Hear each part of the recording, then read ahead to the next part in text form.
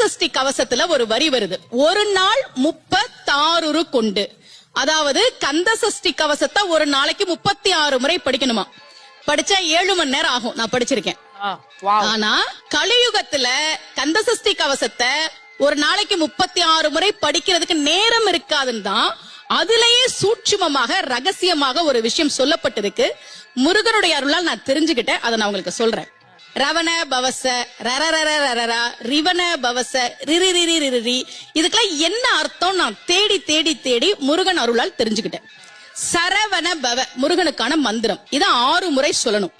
இப்ப சாவ தூக்கி பின்னாடி போட்டீங்கன்னா ரவண பவச, அத 6 முறை சொல்லணும். இப்ப ராவ தூக்கி பின்னாடி போட்டா வனப வசர, வாவ தூக்கி பின்னாடி போட்டா நபவ சரவ, இப்ப நாவ தூக்கி பின்னாடி போட்டா பவ சரவண, பாவ தூக்கி பின்னாடி போட்டா வசர வனப.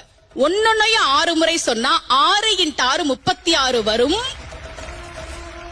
இப்படி சொன்னால் 5 நிமிஷத்துல சொல்லிடலாம். கந்த சஷ்டி கவசத்தை 36 முறை சொன்ன பலன் கிடைக்கும்.